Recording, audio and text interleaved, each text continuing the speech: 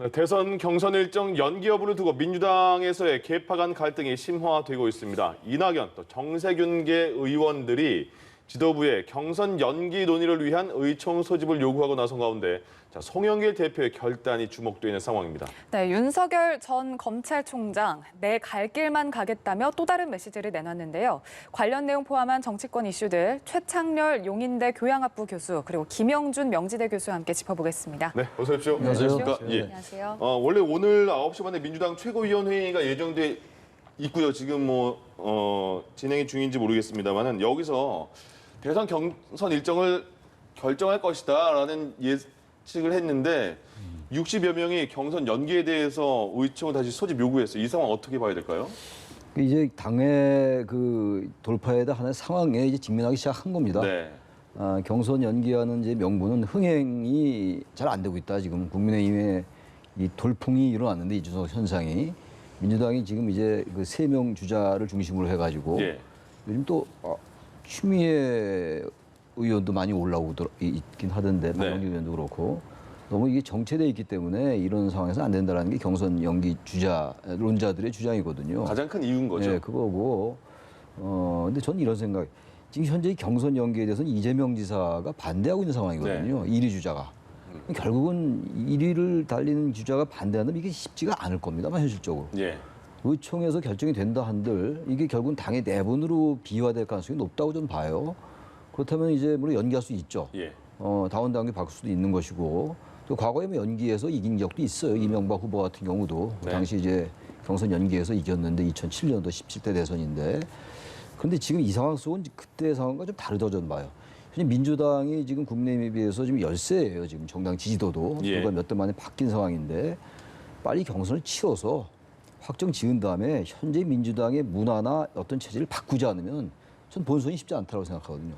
지금 민주당은 경선도 경선이지만 본선이 더 어려워졌어요. 지금 상황이. 그건 국민의힘도 마찬가지긴 합니다만. 예. 그럼 본선 생각한다면 자꾸 경선 연기다 아니다 이런 문제 가지고 할 때가 아니라고 저는 생각해요. 빨리 경선을 치르고 만약에 이제 1위 주자인 이재명 지사가 받아들인다면 그 별 문제예요. 네. 경선 연기합시다. 근데 그게 지금 현실적으로 그렇지 않잖아요. 지금. 예. 그렇다면 이게 결국은 뭐 당의 여러 가지 개파성 아까도 앵커들께서 개파 갈등 뭐 이런 말씀하시던데 네. 그쪽으로 비치는 게 국민들에게. 국민들은 지금 경선 연기하느냐 연기하지 않느냐 별 관심이 없어요. 여러 가지 민생 문제라든지 부동산 문제, 뭐 백신 접종 문제 이런 문제들이잖아요. 이준석 현상에서 봤지 않습니까? 네. 근데 당은 지금 집권 여당이 계속 이 문제를 가지고 내분을 십자인 듯한 모습은 바람직하지 않더라는 거예요. 예. 제가 아까도 말씀드렸습니다만 전제는 이재명 지사가 받아들이면 괜찮아요. 근데 받아들이지 않고 있거든요, 지금. 그럼 앞으로도 좀 받아들일 가능성이 높지 않다고 봅니다. 네. 그렇다면 이거는 양쪽의 이해관계가 엇갈린다면 정치 유불리가 엇갈린다면 이건 원칙대로 할 수밖에 없다, 명분이. 그로 가야 되는데 지금 송영길 지도부가 이 부분을 빨리 결정을 줘야죠. 연기를 하든 예. 원칙대로 가든. 근데 이 부분을 너무 미적미적거리면은 이건 점점 지지율은 저는 안 좋은 영향을 받을 수밖에 없다. 그렇게 생각합니다. 민주당 안에서 경선 연기에 대해서 의견이 다르다라는 얘기는 많이 보도를 봤는데 이거는 이제 행동으로 움직인 거 아니겠습니까? 네네. 이 방송을 통해서 저는 수차 말씀을 좀 드렸는데요. 네. 경선 연기와 관련된 거는 당헌 당규와 같은 원칙의 문제가 아니라 정치의 문제다라는 얘기를 말씀을 많이 드렸었잖아요. 예. 지금 몇 가지 이유에 의해서 이제 얘기를 하고 있지 않습니까? 경선 흥행이라든지 아니면은 집단 면역이 이루어진 후에 치러지자. 그 마지막으로는 민주당이 먼저 선거를 할 필요가 뭐가 있느냐. 전략적인 선택을 하는 이 세 가지 이유가 가장 핵심적인 사항이라고 보는데요. 이 상황 속에서 이재명 지사 측에서 얘기하는 여러 가지 부분이 몇 가지 면에서 통큰 정치에서 좀 벗어날 수가 있어요. 물론 이제 원칙대로 하자라고 하는데 네.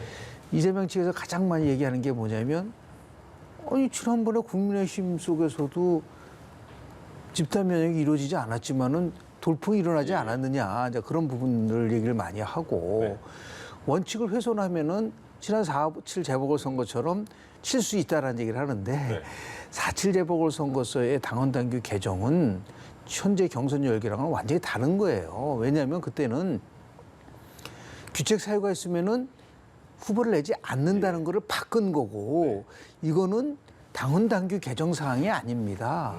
당무위원회 의결로 가능한 거예요. 완전히 다른 사항이고 이것은 고도의 정치적 결단을 해야 되는데 당이 파열음이 나고 당이 깨질 것 같다고 한다면 그걸 수습해서 가는 게 오히려 큰 정치인의 모습을 보이는 것이지 그것을 가지고 여러 가지 뭐 논리를 대고 원칙을 얘기를 한다고 하더라도 예, 예. 저는 이거를 피해가기 어려울 거라고 봅니다. 이런 식으로 해서 계속해서 만약에 예. 지도부가 저는 결정 못할 거라고 봐요. 그래서 제가 누차 얘기를 하지만 네. 이 문제와 관련돼서는 잠재적 대권 후보들이 모여서 토의하는 게 가장 좋고 가장 좋은 거는 버려야지 얻을 수 있다는 거죠. 이재명 지사가 네. 정치적 결단을 내려야 된다. 그래야지만이 훨씬 더 그 일반 국민들이 봤을 때는 예. 아 역시 이재명이가 다르구나라고 하는 그런 모습으로 보이는 것이지 지금 1등을 하니까 계속해서 이거를 끌고 가겠다. 제가 볼 때는 그건 정치가 아니다라는 말씀을 좀 드리고 싶습니다. 그럼 두 분께 이거 하나 더 여쭤볼게요. 그러면 이재명 지사가 경선 연기를 받아들일 가능성이 있어서 민주당의 경선 연기가 미뤄질 가능성도 있는 겁니까? 저는 그렇게 해야 된다고 보고요. 예. 이재명 측에서 물론 안 할 수도 있죠. 네네. 그러나 그렇게 쉽지 않습니다. 잘못하면 당이 쪼개집니다. 네. 이게 2007년도 당시에 이명박 후보하고 박근혜 후보하고 똑같은 일이 벌어졌어요. 예. 당헌 당규상으로는 6월 달에 모든 게 끝나게 돼 있지만 여론조사에 뒤지고 있는 박근혜 후보 측에서 만약에 연기하지 않으면 결단하겠다고 하니까 2달을 연기시켰습니다. 그래서 8월 달에 실은 경선이 이루어졌고 예. 지금 막 소나기가 내리고 이주소 돌풍이 막 불고 있는데 지금 경선을 해봤자 누가 지금 민주당의 경선에 대해서 관심을 가질 수 있겠어요. 이게 어느 정도 좀 지나서 한 2-3달 지나면 예. 이준석 돌풍이라든지 이준석 현상에 대해서 어느 정도 검증이 이루어진 다음에 하는 것이 정치적인 실리적 측면에서 봤을 때 전략적 측면에서 봤을 때도 훨씬 더 유리해. 경선 흥행이라는 거 한번 좀 말씀을 좀 드리면요. 네. 경선 흥행이 연기시킨다고 해서 되는 건 아니에요. 이 상황 속에 진짜 민주당의 경선 흥행이 이루어지려면 이제 더 이상 문재인 대통령이 뒤로 물러나라. 문재인 대통령은 물러나고 완전히 중립적인 상태에서 문바도 없고 다 같이 함께 할 수 있는 그것이 경선 흥행의 핵심적 사항이라고 한다면 예. 지금은 여전히 모든 것을 문재인 대통령의 중심으로 정치가 이루어지고 있는 거예요. 이런 부분에서 조금 완화시킬 수 있는 호흡을 하려고 한다면 저는 경선 연기도 충분히 정치적 실리가 있는 부분이다라는 말씀을 좀 드리고 싶습니다. 네. 교수님은 연기 가능성 있다고 보세요? 뭐 가능성이 배제할 수 없겠지만 일단 1위 후보가 그건 이제 이재명 지사가 양보를 받아들이지 않을 것 같아요. 예, 예. 왜냐하면 이게 지금 단순하게 그건 지금 말씀하신 여러 가지 그런 이유만 있는 게 아니고 기저에 깔려 있는 게 있어요. 네. 지금 현재 친문 세력들과 이재명 지사와의 대립구도예요. 말하기 대단히 불편한 얘기인데 이게 좀 민주당이 안고 있는 불편한 진실이라고 생각해요. 예. 제가 그래서 자꾸만 경선 연기가 오히려 민주당에게 유리하지 않다고 보는 게 이젠 과거래하면 몇 달 전 얘기입니다만 이준석 돌풍이 안 생기고 4.7 재보궐선거가 있기 전에는 이재명 지사가 1위를 하고 있으니까 민주당이 어쨌든 그 나중에 최종 결승자가 이재명 지사가 될지 안 될지 모르지만 민주당의 1위 대선 후보가 될 거다라는 전망이 많았어요. 네. 2월까지 경우. 우리 정치가 워낙 빠르게 변하니까 지금 그렇게 예상하는 사람 아무도 없습니다. 지금. 뭐 정당 지도가 지금 국민의힘이 높게 나오잖아요. 예. 그렇다면 저는 경선 연기를 우리 김 교수님 말씀처럼 경선 연기를 해서 정말로 흥행이 되고 이렇다면 오케이 연기도 돼요. 네. 근데 제가 볼 때 이 구도로 연기한다고 흥행될 것 같지가 별로 안 와요 저는. 그러려면은 예. 민주당이 왜 이게 역전됐습니까 지지율이 국민의힘에게. 민주당이 지금 지난 4.7 재보궐선거 참패 후에 민주당 초선들이 한 얘기가 있어요. 결국은 친문 강성 당원들에 의해서 제압당했습니다만 이른바 초선 오적이라는 그런 비판까지 받았잖아요. 네. 결국은요 다는 그렇지 않다 하더라도 뭔가 집권 여당이 룰링 파티가 뭔가 자꾸 친문 그다음 내로남불 무능 위선 이런 게 하나의 프레임화되고 말았어요. 그것이 진실이건 아니건 간에. 그러니까 중도층 유권자들이 보기에는 민주당은 과거에 그런 세력이 아니다라고 보고 있는 거예요. 상당히 많은 중도층들이. 예. 그다음 이 체질을 바꾸지 않으면 어렵다고 저는 보는 거예요. 그렇다면은 정말 경선 연기라고 정말 엄청나게 뭐 이준석 같은 사람이 나타나가지고 국민들이 막 주목하고 이렇게 된다면 예. 그 경선 연기 해야죠. 제가 볼 때 그럴 것 같지 않고 아마 그렇지 않을 것 같다는 판단을 한다면 이재명 지사도 경선 연기 동의하지 않을 거예요. 그렇다면 내분을 치러할 수밖에 없어요. 그러니까 말하자면 양쪽이 다 이제 이거 마주보는 기차가 된다면은 민주당으로서는 대단히 어려워진다. 그렇다면은 양쪽의 정치적 이해가 분명히 있다면 말이죠. 어떻게 하겠습니까? 기준이 있으면 이거 따를 원칙으로 수밖에. 가야겠구나. 좀 그리고 빨리 후보가 결정돼서 누가 되든가 결정이 돼가지고 민주당에게 있는 과거의 그 부정적 인식을 완전히 바꿔야 돼요. 그러지 않으면 지금 유권자의 그 여론 지형이 많이 바뀌었잖아요, 지금. 예. 근데 경선 연기한다고 흥행이 되고 그럴까요? 저는 그렇게 안 보는데 모르겠어요. 가능성 분명히 있어요. 네네. 있다 하더라도 과연 어느 것이 민주당의 대선 승리의 본선, 예. 경선보다 본선이에요, 지금. 네. 그거를 잘 생각할 필요가 있다고 생각합니다. 알겠습니다. 한 가지 한편 지금 네. 이 대표가 소영길 대표 당헌 당규 바꾸는 게 국민 당원 동의가 어렵다. 저는 저 부분이 맞는 건가요? 이게 당헌 당규를 바꾸는 건가요? 아니에요. 당헌 당규상으로는 경선 일정은 당무위원회 의결을 할 수 있다라고 돼 있는 거예요. 그렇다고 한다면 정말 당헌 당규를 그대로 따라간다고 한다면 예. 왜 이 결정적인 중요한 사항에 대해서 당원들의 투표를 한번 안 하죠? 이거는 송영길 대표가 혼자 결정하기 어렵고 최고위원회 결정하기 어렵다고 한다면 네. 아니 4.7 재보궐선거 앞두고 규칙 사항이 있을 때 그거마저도 당원 국민 당원 투표까지 한 사람들이 이런 문제에 관련돼서는 간단합니다. 오늘 최고위원회에서 이 부분에 대해서 그러면 당원들의 의견을 묻자. 만약에 당원들이 연기하라면 연기하고 네. 연기하지 말라면 연기. 이렇게 간단한 해법이 있는데도 불구하고 이걸 가지고 결정을 못 내리는 걸 보면서 예. 야, 저 송영길 대표 정치 참 못한다. 나름대로 뭔가 화합을 통해서 민주당에 갈 수 있는 방법을 택해야지 이런 식으로 해서 가져가면은요. 제가 볼 때는 두고두고 굉장히 후회할 수 있는 상황이 올 수 있다라는 말씀을 좀 드리고 싶습니다. 최고위 회의 결과를 지켜보겠습니다. 예. 네. 한편 야권의 대선 판도에도 이제 변화가 감지되고 있는데 윤석열 전 검찰총장이 어제 여야 협공에 일절 응하지 않겠다. 내 할 일만 하고 내 갈 길만 가겠다라고 입장을 밝혔습니다. 어떻게 보셨습니까? 지금 이제 국민들이 느끼는 정치에 대한 인식은 네. 양대 기득권 정치가 싫다는 거예요. 네. 그것이 이준석으로 나타난 거거든요. 네. 그 지금 이제 여당은 여당대로 지금 당연히 이제 공격을 하는 거고 뭐 이준석 파일이 있니 없니 그러고 말이죠. 뭐 네. 공수처 수사를 가지고도 얘기를 하고 있고 이런 네. 상황이고 뭐 당연히 예견되는 바고. 제1야당은 제1야당대로 지금 빨리 입당해라라고 이제 압박 아닌 압박을 하고 있는 거 아닙니까? 네. 뭐 8월 말까지 뭐 버스를 타라. 그러니까 여기서 뭐 택시가 더 빠르다. 뭐 택시론 버스론 뭐 이렇게 하고 있는 상황이에요. 예. 그렇다면 이거는 지금 윤석열 전 총장 입장에서 볼 때는 여야의 이런 여러 가지 지금 이 야당의 견제 또는 여당의 공격 이런 것들에 일일이 대응하다가는요 기성 정치권의 그 문법에 그냥 휘말리는 거예요. 그러니까 그 표현이 여야 협공에 일절 대응하지 않겠다라고 얘기하는 거거든요. 네. 네. 저는 나름 저는 나쁘지 않은 전략 같아요. 그러니까 맨 처음에는 이제 국민의힘이 입당하지 않고 상당 기간 동안 밖에서 행보를 하다가 제3지대를 통해서 하겠다 할 것이다라는 전망이 많았어요. 예. 그러나 이제 국민의힘의 어떤 빠른 변화 이런 것 때문에 제3지대의 명분이 약화된 거예요. 제3지대의 명분이라는 것은 기존 양대 기득권 정당들 그런 것들에 반대하는 입장 때문에 제3지대라는 게 각광을 받는 거였는데 국민의힘이 뭔가 나름 변하고 있다라는 그런 인식이 많이 확산되어 있는 게 사실이란 말이에요. 예. 과거에 비해서. 과거에 냉전적이고 수구적이고 반공주의적인 이런 것들이 없어지고 있다. 그렇다면 제3지대를 부르질 만한 명분이 대단히 약해졌어요.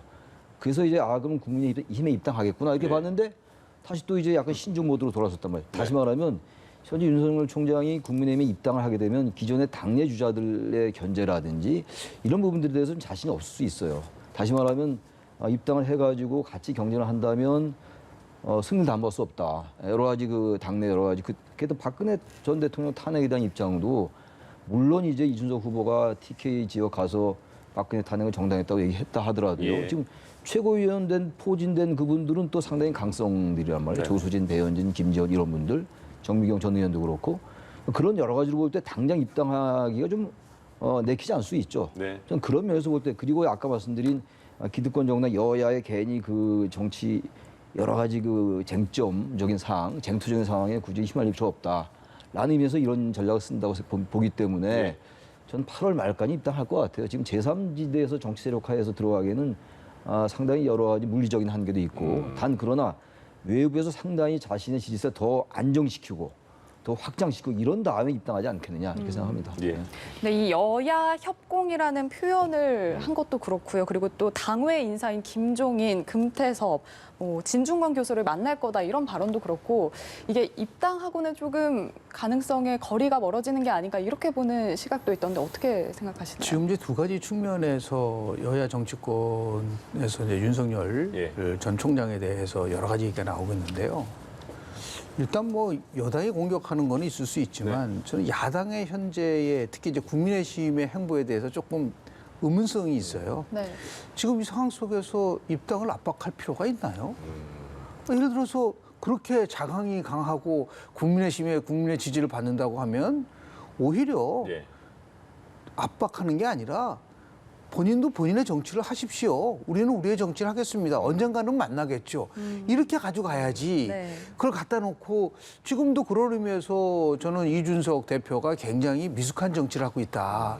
공개적으로 윤석열 전 총장에 대해서 비판도 하고 네. 공격도 하고 그러니까 일종의 본인 스스로가 조급한 마음을 보이고 있는 거.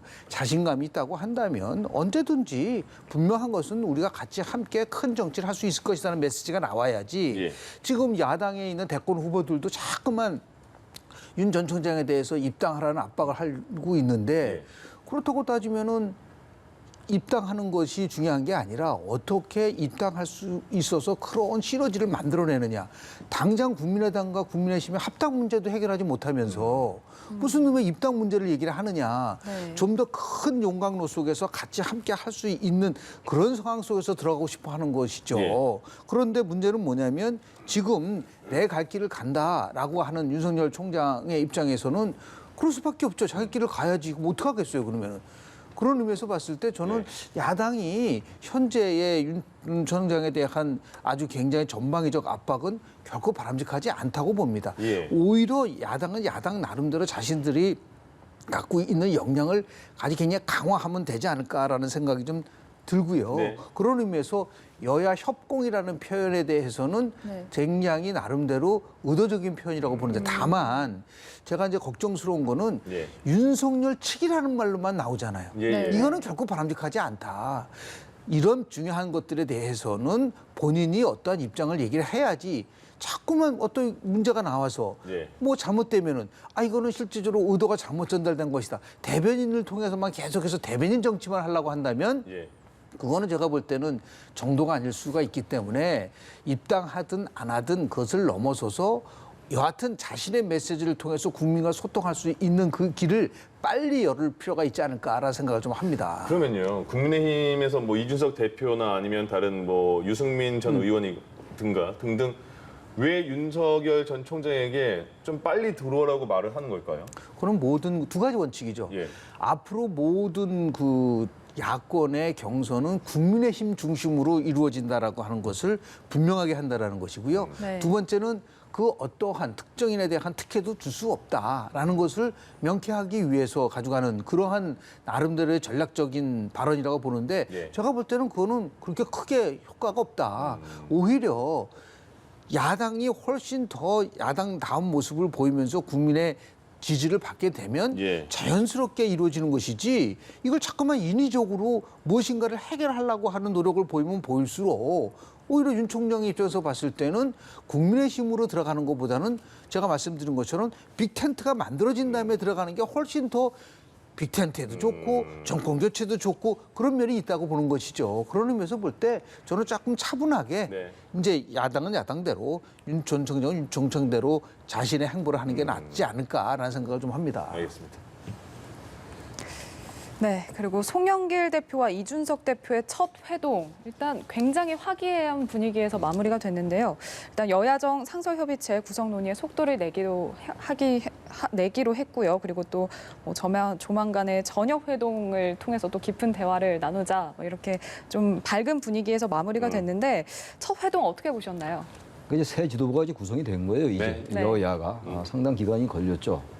지금 뭐 두 대표가 만나서 처음부터 기싸움하고 이럴 필요가 전혀 없어요. 송영길 대표도 민주당 내에서는 새로운 뭔가를 추구하려는 움직임은 많이 보이잖아요. 예. 네. 이준석 대표 물론이고. 처음엔 덕담도 나누고 또 나이 차도 좀 나잖아요. 선후배 간에. 네. 그냥 그러한 부분도 좀 의식한 것 같아요. 어떤 경우에는 양 대표가 만나면 상당히 뭐 여러 이제 현안도 얘기하고 날카롭게 이제 대립하는 모습도 보여주고 이러는데 지금 네. 그런 상황이 아니에요. 네. 그래서 그런 식의 이제 모습을 보인 건데 역시 대선 정부이고 대선 국면이기 때문에 앞으로 여러 가지 당장 지금 여야가 지금 입법을 가지고 상당히 그 대립하는 면이 많이 있어요 지금. 예. 차별금지법도 그렇고 손실보상법도 그렇고 CCTV 설치 문제, 의료실 이런 거, 수술실 이런 문제도 있기 때문에 네. 어차피 뭐 양대 정당은 대립으로 갈 수밖에 없어요. 단지 그 대립이 이제 얼마나 경쟁으로 가느냐, 적대와 혐오로 가느냐의 그 차이예요. 네. 그러나 분명한 것은 두 대표가 만나가지고 상당히 좋은 모습을 보여줬어요. 예. 어쨌든 뭐 밥 산다. 현역이 사는 게 맞다. 뭐 좋은 얘기잖아요. 네. 그럼 일단 형식적이라도 좀 그렇게 했으면 좋겠어요. 너무 과도하게 이 대립 수위가 높은 발언 이런 것들은 이제 우리 국민들이 정말 식상하는 거고 진부한 거거든요. 예. 그러면서부터 의미가 있는 회동이었다. 회동이라기보다 만남이었다 이렇게 생각합니다. 그럼 여야정 협의체까지는 원활하게 갈 수 있는 분위기일까요? 대한민국 정치에서 갖고 있는 몇 가지 착각이 있어요. 여야정 협의체가 뭐죠? 그러게요. 여야정 협의체를 통해 가지고서 이루어지지 않은 근본에 대한 이유는 얘기하지 않고 네. 여당이 모든 걸 다 독식하니까 여야정 협의체가 이루어지지 않았잖아요. 당대표가 바뀌어가지고 서로 악수한다고 여야정 협의체가 작동되겠어요? 여당이 그동안 갖고 있었던 모든 기득권을 내려놓고 정말 진정하게 야당과 같이 입법을 하겠다라는 그런 거 하나도 없이 그냥 앉아가지고 서로 악수하고 여야정 협의체에 대해서 좀 그런 착각에서 좀 벗어났으면 좋지 않을까라는 생각을 좀 하게 되는 거고요. 예. 두 번째는 모든 것은 대통령 중심제 국회에서는 국회가 정치의 중심이 돼야죠. 여야정 협의체라는 게 뭐예요? 국회가 제대로 작동되면 여야정 협의체 필요 없습니다. 네. 이걸 마치 무슨 뭐 여야정 협의체가 안 돼서 야당이 발목을 잡아서 마치 이런 정치가 굉장히 예. 어려진 것처럼 입만 열면 여야정 협의체에 복귀하라. 알겠습니다. 여당이 여당 나와줘야 된다라는 걸 말씀 좀 드리고 싶습니다. 네, 알겠습니다. 자, 지금까지 최창렬 용인대 교양학부 교수, 김형준 명지대 교수 두 분과 함께했습니다. 고맙습니다. 고맙습니다. 고맙습니다.